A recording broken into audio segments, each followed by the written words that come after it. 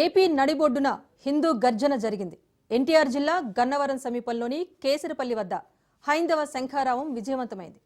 విశ్వ హిందూ పరిషత్ ఆధ్వర్యంలో నిర్వహించిన సభకు తెలుగు రాష్ట్రాల నుంచి పెద్ద ఎత్తున ప్రజలతో పాటు హిందూ ధార్మిక, ఆధ్యాత్మిక సేవా సంఘాల ప్రతినిధులు, పీఠాధిపతులు హాజరయ్యారు.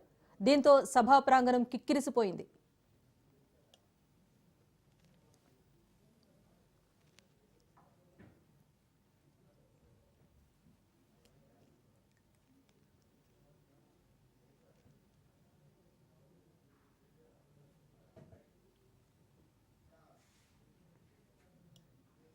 ఆంధ్రప్రదేశ్ వేదికగా దేవాలయ సంరక్షణ మహోద్యమం మొదలైంది. హైందవ డిక్లరేషన్ ప్రకటించింది విశ్వ హిందూ పరిషత్. హిందూ దేవాలయాలకు స్వయం ప్రతిపత్తి కల్పించాలని డిమాండ్ చేసింది. ఆలయాలపై దాడులు చేస్తే కఠిన చర్యలు తీసుకోవాలన్నారు విహెచ్పి నేతలు. అలాగే హిందూ పండుగలపై ఆర్థిక భారం మోపొద్దన్నారు. శోభాయాత్రలపై ఆంక్షలు విధించకూడదని ప్రభుత్వాలకు సూచించారు. ఆలయాల్లో ప్రసాదాలు స్వచ్ఛందంగా ఉండాలి అని డిమాండ్ చేశారు హిందూ సంఘాల నేతలంతా. ఆలయాల్లో అన్య మతస్థులను వెంటనే తొలగించాలని కూడా డిమాండ్ చేశారు.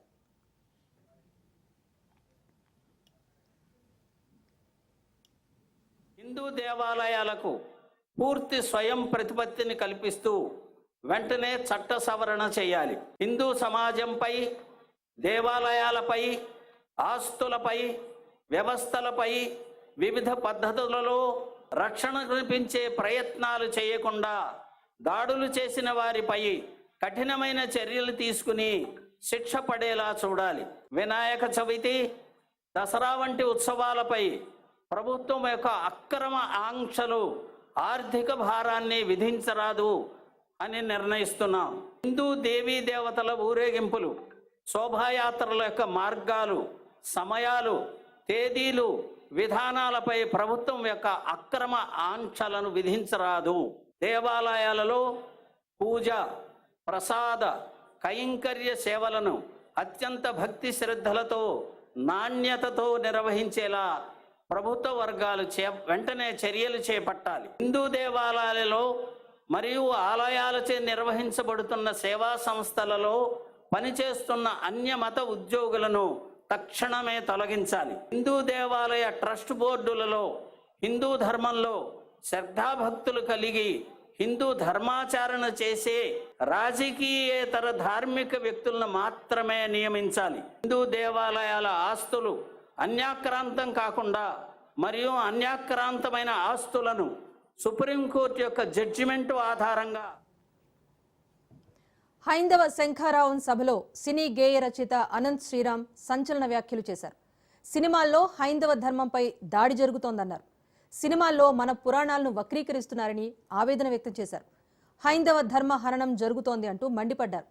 కల్కి చిత్రంలో కర్ణుడి పాత్రను హైలైట్ చేశారన్న అనంత్ శ్రీరామ్ కర్ణుడిని సూర్యుడు అంటే ఎవరు ఒప్పుకుంటారని ప్రశ్నించారు.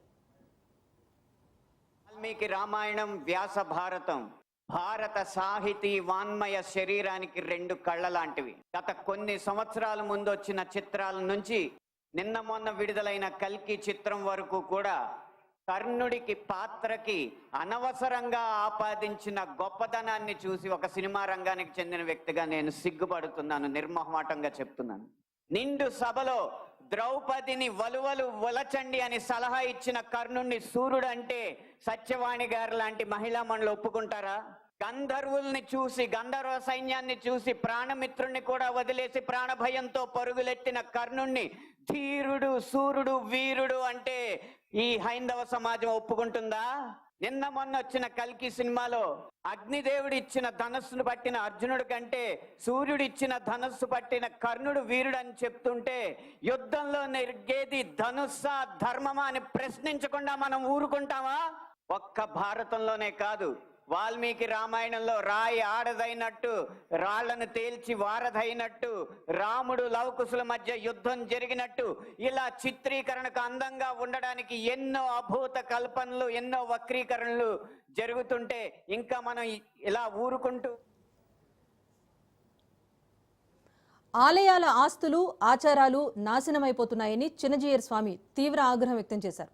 ఆలయాలు బాగుంటేనే మనం బాగుంటామని ఆయన చెప్పారు.